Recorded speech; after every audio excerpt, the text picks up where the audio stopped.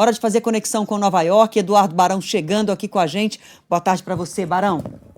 Olá, Adriana. Boa tarde para você, para o Renan, para todo mundo aí no Brasil, debaixo de muita chuva, né? Em especial no sudeste aí do Brasil.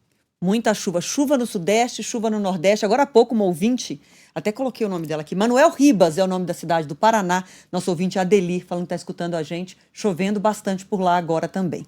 Vamos lá, Barão, vamos conversar sobre os imigrantes. Agora há pouco, a gente trouxe aqui um dado que a Folha de São Paulo divulgou, que teria 1,5 milhão de pessoas imigrantes aí nos Estados Unidos, já com processo finalizado, já com sentença judicial para que eles sejam deportados, e 38 mil seriam brasileiros. Só que isso já viria desde novembro, esse relatório seria de novembro. E agora a gente vem com essas notícias que você tem trazido para a gente todos os dias, desse processo se acelerando de mais pessoas sendo deportadas num ritmo, vamos dizer, nesses primeiros dias de governo Trump, num ritmo, não é o que ele quer ainda, mas muito mais acelerado, né? Sem dúvida nenhuma, Diana. São cerca de 6 mil pessoas que já foram detidas desde o início da administração Trump e, segundo a Casa Branca, centenas já foram deportados. O Trump está imaginando, né, que a média por dia de prisões deveria ser entre 1.200 a 1.500 pessoas. Essa média está um pouco abaixo disso, né? O último número oficial fala em 1.000 pessoas que foram presas na data de ontem, mas as blitz continuam sendo realizadas em diferentes partes dos Estados Unidos, cidades grandes como aqui em Nova York, que também tem sido alvo dessas operações. Há um medo generalizado, há um receio muito grande. Ontem a porta-voz da Casa Branca concedeu a primeira entrevista à chefe da comunicação e foi questionada, porque a ideia inicial, pelo menos a promessa inicial, era que apenas criminosos fossem mandados embora, que eles tivessem realmente penas aqui nos Estados Unidos a cumprir, no país de origem. Ela disse que não, que a partir de agora todos que estão aqui são considerados criminosos, todos aqueles que não têm documentos legalizados para viver aqui no país. Então, é um novo conceito da administração de Donald Trump. E a gente está vendo ações não só do governo federal, com essas operações de prisão, de deportação, mas também de algumas entidades. O Conselho de Educação, por exemplo, em Oklahoma, anunciou que a partir de agora os pais serão obrigados a levar a documentação na hora de matricular os filhos às escolas públicas. Segundo o Conselho, a ideia é ter apenas uma ideia de quem está estudando por lá, mas muita gente já está dizendo que não, que a ideia é realmente já saber quem pode ser fichado como imigrante sem documentação. Enfim, é um processo que está deixando muita gente assustada, muita gente com medo, procura muito grande por advogados relacionados à imigração para tentar uma saída, né, para continuar vivendo aqui nos Estados Unidos.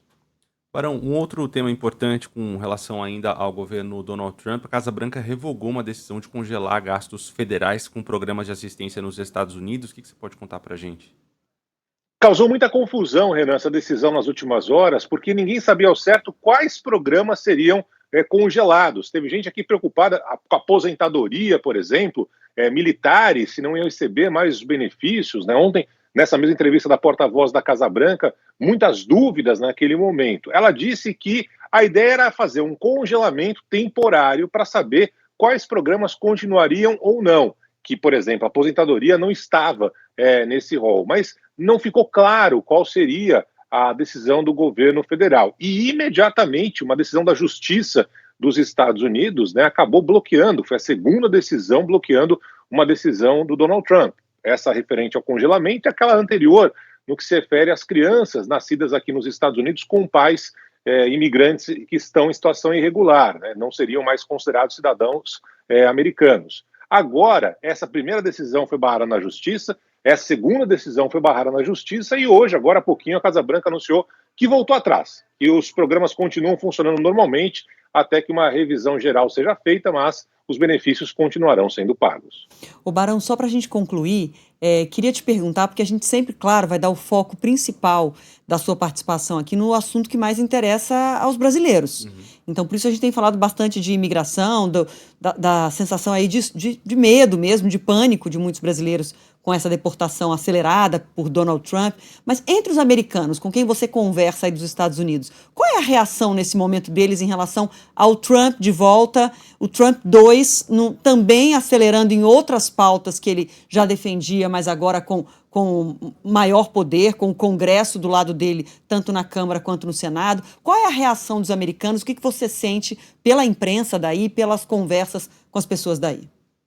Sabe que a imprensa aqui, Adriana, tem bandeira, né? De um lado ou de outro. Eu gosto de falar mais com a galera. Tem de tudo. Tem gente que está vendo as ruas mais vazias, e evidentemente as ruas estão mais vazias porque as pessoas estão com medo de circular. Então está começando, por exemplo, a faltar gente trabalhando em restaurante.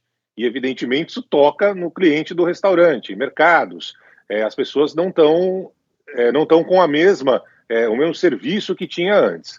E além disso, tem a questão envolvendo justamente a situação do dia a dia. As pessoas entendendo que o Trump está acelerando muitos processos e que é uma administração diferente, por exemplo, da de Joe Biden. Joe Biden era conhecido como dorminhoco, que estava ali não fazendo nada. O Trump acelerou todos os processos de uma vez só. Então as pessoas estão tentando entender o que está acontecendo com a administração de Donald Trump. Mas o apoio é muito grande ainda, principalmente com relação à deportação em massa. A maioria dos Estados Unidos entende, a população americana entendendo que sim, é o caso de realizar uma deportação em massa aqui dos Estados Unidos. Perfeito. Barão, obrigado pelas suas informações, viu? Bom trabalho, e mais tarde você está de volta por aqui no Jornal da Band, né?